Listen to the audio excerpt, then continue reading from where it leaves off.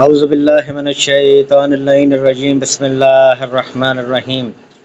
پیغمبر صلی اللہ علیہ وسلم کے بعد جب ابو سفیان نے آپ علیہ السلام کی بیعت کرنا چاہی۔ خطبہ نمبر 5۔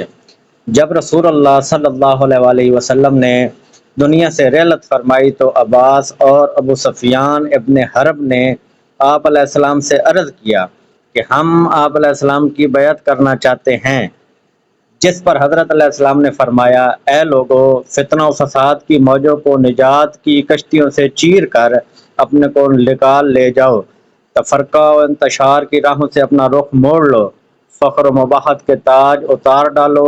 صحیح طریقہ عمل اختیار کرنے میں کامیاب وہ ہے جو اٹھے تو پروبال کے ساتھ اٹھے اور نہیں تو اقتدار کی کرسی دوسروں کے لیے چھوڑ بیٹھے۔